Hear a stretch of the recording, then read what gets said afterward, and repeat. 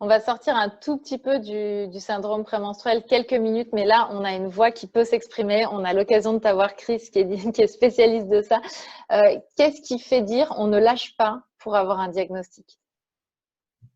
Qu'est-ce qui nous fait dire ces symptômes-là? Non, non, on ne lâche pas, on va chercher quelqu'un qui nous accueille et qui va nous poser un diagnostic quelque part. Alors, moi, je vais te parler de mon expérience personnelle. Moi, j'ai été réglée très très tôt, à 10 ans. Donc ça, c'est souvent le cas des femmes atteintes d'endométriose. C'est des jeunes filles qui sont réglées extrêmement tôt parce que 10 ans, à 10 ans, t'es encore un bébé, quoi.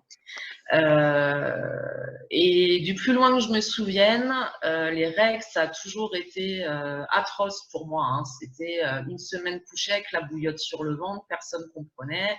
Donc effectivement, je suis passée pour une chuchote, pour une dépressive, une folle, parce que cette maladie te fout par terre, hein, forcément. Et puis, ce qu'il y a, c'est que moi, j'ai jamais rien lâché parce que je me suis dit, c'est pas possible, c'est pas dans ma tête. Ma tête ne peut pas déclencher. Je sais que la somatisation, etc., il y a plein de choses qu'on peut faire avec son propre cerveau. Mais je me suis dit, des douleurs comme ça et ce que je vis au quotidien, c'est pas possible. Donc, en fait, j'ai envie de te dire que j'ai rien lâché. Pourquoi? Parce que j'avais pas le choix. C'était soit à un moment donné, je me jetais par la fenêtre parce que c'était pas une vie de vivre comme ça. Je veux dire, à 20 ans, tu as envie de sortir avec tes potes, tu as envie de faire plein de choses, tu as envie de bouger, et tu peux pas parce que tu as cette maladie qui surgit au moment de ta vie où tu t'y attends le moins et tout d'un coup, tu dois sortir et non, en fait, tu es plié en quatre sur ton canapé de douleur avec ta bouillotte et du coup, tu es obligé de tout annuler. Bon, ça te pourrit la vie, tu es fatigué en permanence parce que l'endométriose, elle est très souvent associée au syndrome de fatigue chronique. Donc, tu n'es pas en forme pour l'âge que tu as, tu profites pas de ta vie en fait.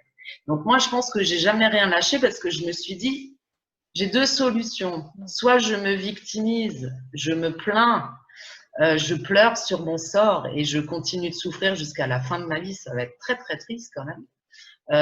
Soit je me bouge les fesses et c'est pas grave, je me prends des portes dans la tronche, mais je continue jusqu'à temps que je vais trouver la bonne personne qui va trouver ce que j'ai, quoi. Donc oui, effectivement, ça a mis du temps. J'ai mis une bonne dizaine d'années à trouver le professeur qui s'est occupé de moi et qui m'a réglé le problème parce que moi, je touche du bois, mais depuis 2015, le problème est réglé chez moi et l'endométriose n'existe plus, en tout cas pour l'instant. Mais c'est vrai que j'ai pas hésité, voilà, à me battre, à enfoncer des portes, à faire des kilomètres, voilà.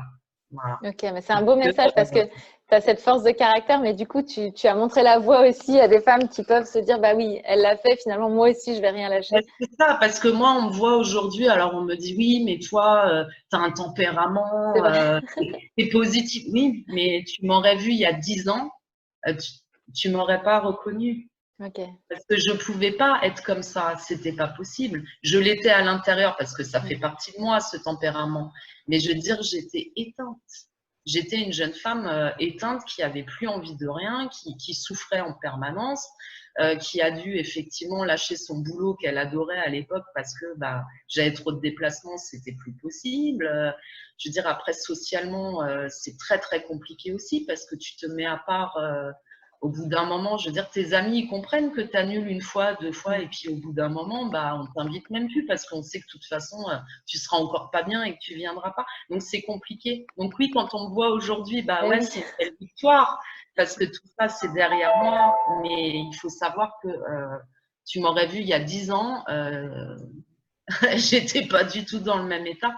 Donc, je les comprends. Je sais que c'est dur pour l'avoir vécu. Je sais qu'on passe des journées entières sur notre canapé avec notre bouillotte et puis là-haut, ça cogite, ça cogite, ça cogite et on n'est pas bien et on se sent capable de rien. Mais il faut parce que se donner les moyens avec le tout petit peu d'énergie qui nous reste, et la preuve, ça peut changer les choses. Ça peut changer. C'est important de le dire du coup parce que c'est vrai que quand on te voit, on se dit ah oui, elle a réussi, mais moi, j'ai pas cette énergie-là. Et là, tu vois, tu es en train de nous dire, bah oui, mais le chemin a été long aussi. Et il a fallu se battre. Le chemin a été très, très long. Tu sais, moi, j'ai subi 17 opérations en une quinzaine d'années. Donc, dans les 17 opérations, tu te doutes que j'ai beaucoup servi de cobaye. Ben oui, Voilà. c'était le démarrage. Entre-temps, j'ai perdu quelques organes, pardon, parce que bon, moi j'avais des atteintes digestives, j'avais des atteintes au niveau du diaphragme, etc. Donc j'ai perdu une partie de ma vessie, une partie de mon intestin. Donc voilà, c'était du lourd quand même, parce qu'à chaque fois, bah, il faut te remettre hein, de toutes ces interventions, de tous ces traitements qu'on te colle, des injections qu'on te fait d'hormonothérapie. Voilà, c'était très très dur. J'étais pas du tout dans le même état qu'aujourd'hui. Mais voilà, j'espère pouvoir donner un message d'espoir et dire aux femmes qui aujourd'hui vont pas bien, lâche pas, c'est possible, quoi. C'est possible. Va juste vers les bonnes personnes. Voilà. C'est ça, mais c'est un très beau message d'espoir.